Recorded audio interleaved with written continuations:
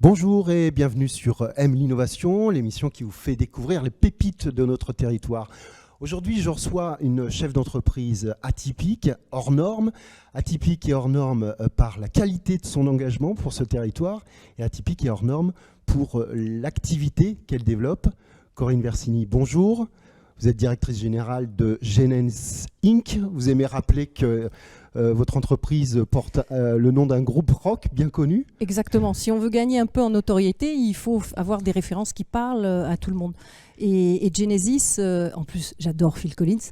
Donc Genesis, c'était quelque chose qui me parlait. Donc je me suis dit, Genesis Inc., c'est bien parce que ça va rappeler ce nom. Et puis, on va parler aussi des encres que nous faisons. Alors Genesis, exactement. Voilà. Et Inc. comme les encres, effectivement. Exactement. On vous connaît pour l'engagement politique récent que vous avez eu. Soutien de première heure d'Emmanuel Macron et représentante dans les Bouches-du-Rhône de La République En Marche.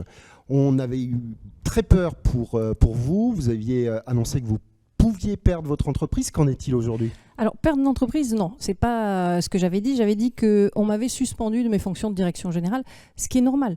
Une entreprise doit avoir ses dirigeants qui sont très, très impliqués en permanence. Or, quand vous faites une campagne législative, ça vous demande beaucoup de temps, c'est très chronophage. Et donc, les investisseurs, je suis quand même la plus grosse actionnaire, donc les investisseurs qui sont actionnaires de ma société, même dans une moindre mesure, m'avaient demandé de me mettre en suspens. Quoi qu'il arrive, même si Genesis Inc. est mon bébé, et même si je n'ai pas du tout envie de la laisser, Genesis Inc. doit perdurer par-delà les dirigeants, par-delà Corinne. C'est pas Corinne qui doit se développer, c'est Genesis Inc. et c'est l'entreprise. Donc tout est en place quoi qu'il arrive pour que même si demain il m'arrive quelque chose, on ne sait jamais. Je vais pas dire si je me casse la jambe parce que si je me casse la jambe, j'irai continuer à travailler. Non, mais s'il arrive un drame, la société doit perdurer et elle perdurera. La preuve, c'est que pendant 3 semaines, j'ai pas exercé les fonctions de directeur général et que ça a continué à tourner comme si de rien n'était. Alors tout de même, c'est vous qui avez emmené cette entreprise là où elle en est aujourd'hui. Vous venez d'être récompensé, sélectionné par la French Tech comme faisant partie des 1000 entreprises qui vont changer le monde de demain. Et les 2 seules entreprises qui opèrent dans les nanotechnologies, les nanoparticules. Qu'est-ce que c'est au juste ?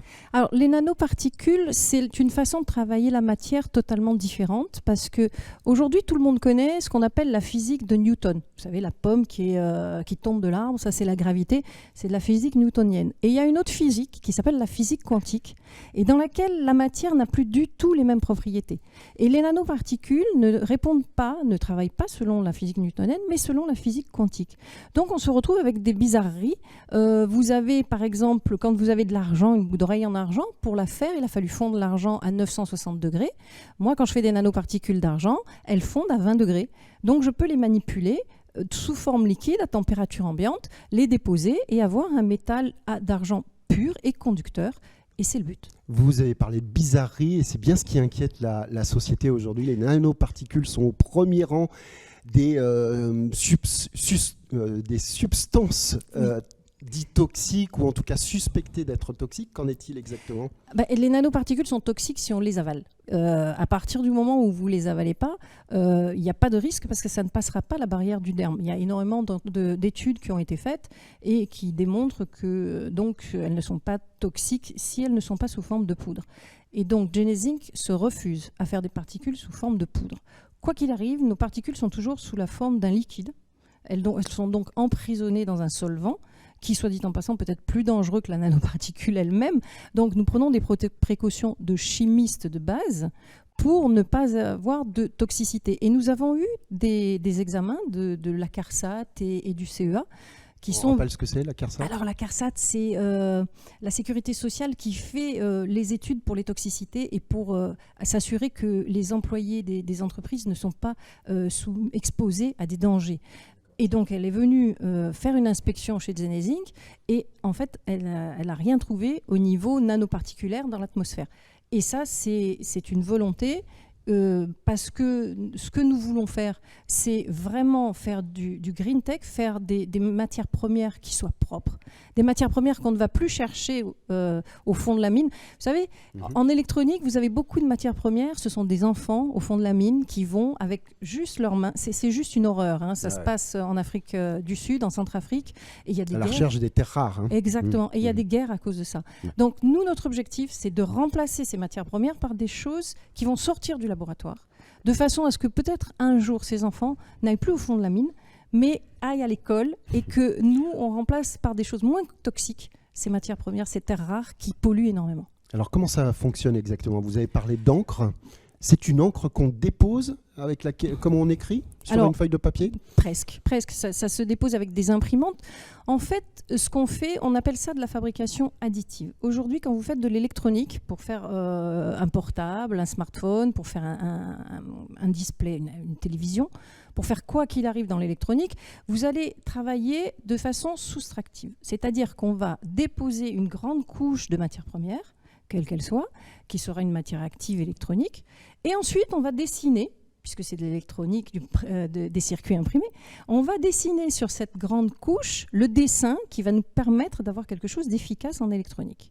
Nous, on travaille de la façon inverse, c'est-à-dire qu'on va, dès le départ, utiliser beaucoup moins de matières premières, parce qu'on va juste se contenter de dessiner avec une imprimante directement le schéma qui va nous permettre d'être efficace en électronique. Quand on parle de dessiner, on dessine bien sûr des circuits intégrés. Exactement. Hein, on dessine des circuits imprimés. Mais pour une fois, dans l'histoire de l'électronique, cette fois-ci c'est vrai, ils sont vraiment imprimés et ils sont vraiment mis les uns au-dessus des autres. On parle beaucoup de la taille, de l'importance de la taille du fil qui permet de véhiculer les électrons.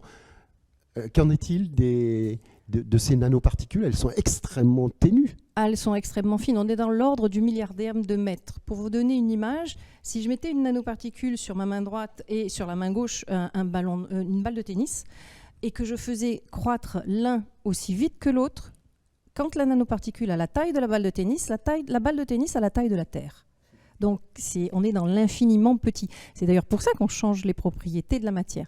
Ce qui nous bloque aujourd'hui, c'est qu'on n'arrive pas à déposer de façon industrielle suffisamment fin. Alors que quand vous faites du soustractif, que vous dessinez au laser, vous êtes extrêmement fin. Mais on est en train de rattraper petit à petit ce retard qui devrait, d'ici 3-4 ans, ne plus nous bloquer au niveau des téléviseurs, au niveau des LED, des OLED, au niveau donc des lampes, des téléviseurs, des smartphones et compagnie. Qu'est-ce que vous êtes en train de nous dire? Vous êtes en train de nous dire que finalement, comme on va pouvoir faire imprimer chez soi en 3D, on va pouvoir imprimer chez soi un circuit intégré? Alors non, quand même pas, parce que c'est assez compliqué de faire ce genre de petits joujoux. Il faut faire ça dans des salles blanches, il faut faire ça avec énormément de précautions. Forcément, dès que vous manipulez quelque chose d'électronique, on se rapproche de l'électricité. Dès que vous allez avoir quelque chose qui va être un peu oxydé, un peu abîmé, ça ne va plus marcher. Donc on n'est pas encore au niveau du 3D de faire son propre smartphone à la maison. Mais on va arriver à simplifier les processus de fabrication de ces smartphones. Alors d'abord, c'est pas sûr que ça fasse baisser le prix. Ça va peut-être faire monter les marges des gens comme Apple et compagnie, parce qu'on va pouvoir baisser le coût. Mais surtout, ce qui est important, c'est qu'on va utiliser beaucoup moins de matières premières. Donc on va moins gâcher. Donc on va pouvoir mieux recycler. Alors vous vendez quoi? Vous vendez l'encre? Moi, je vends la matière première. La matière première. C'est ça. Pour donner une idée du prix, le gramme est à combien? Je vous donne le prix au kilo, c'est 2500 € le kilo. 2500 €. Voilà, c'est compétitif, on est largement compétitif. D'accord. Oui. Il faut voir le prix une fois déposé. Avec 2500 €, vous allez déposer 800 mètres carrés d'écran télé. Donc vous imaginez. C'est que dalle, parce que ça fait à peine 1 mètre carré quand vous avez une grande télé, quoi. D'accord, c'est à peu près le prix du caviar. Les industriels qui se fournissent dans ce caviar-là, dans ce caviar électronique, sont qui au juste? Aujourd'hui, ce sont surtout des startups comme nous, enfin des startups, il y a des grands groupes qui fonctionnent comme des startups encore. C'est-à-dire, vous avez des gens comme dans le photovoltaïque, par exemple, les nouvelles méthodes du photovoltaïque, Armor. Armor, nous avons la chance de travailler avec eux et j'espère que nous serons le fournisseur référence d'Armor très bientôt. Nous avons été qualifiés par des gens comme 819 et Eliatech pour rester dans le même domaine. Et puis, nous travaillons avec des gens qui fabriquent ce qu'on appelle des limandes. En fait, ce sont des plaques sur lesquelles on va imprimer des circuits imprimés et sur lesquels on va coller des petites puces, des petites chips. Voilà, on travaille avec des gens comme ça. Mais ils ne sont pas connus parce qu'ils travaillent en sous-traitance de grands comme Apple, Samsung. Évidemment, vous ne travaillez pas en France, ou très peu en France. Très peu en France. 90% de votre chiffre d'affaires à l'international. Aujourd'hui, il se développe plus vite à l'international. En fait, on a d'abord été connus en France. Forcément, c'était plus facile d'aller à côté que d'aller en Asie.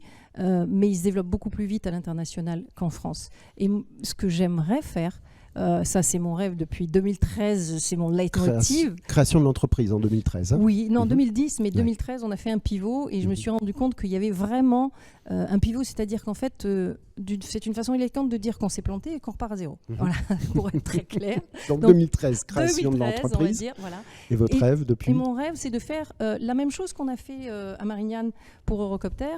Il faut qu'on le fasse sur Rousset pour l'électronique. Parce que Rousset, demain, où vous êtes installé. Voilà. Rousset, on a ST Microélectronique, on a des grandes électroniques qui sont là. Il faut qu'on se groupe, qu'on fasse comme les Amants savent très bien faire, qu'on aille chasser en meute. On crée un écosystème. Là, on retrouve votre fibre territoriale engagée, militante. Oui. Vous savez que la PACA, la Provence-Côte d'Azur, cette région peut apporter 1% de PIB qui manque à la France. Donc il faut qu'on s'y mette tous. Mais bien sûr, mais c'est vrai, si on développe cet écosystème, si on veut faire une Silicon Valley en France, le cœur va être ici. Ça va partir de Grenoble, ça ira jusqu'à Nice, mais le cœur sera ici. Alors, votre rêve? Mon rêve, c'est de faire la même plateforme qu'à Marignane, qui s'appelle Henri Fabre, la faire à Rousset, pour qu'on ait énormément de start-up et même d'étrangers qui viennent. On discute depuis des années avec des Japonais, mais les Japonais, c'est toujours très long. Mais une fois que vous avez la confiance de ces gens-là, culturellement, ils ne vous quittent plus.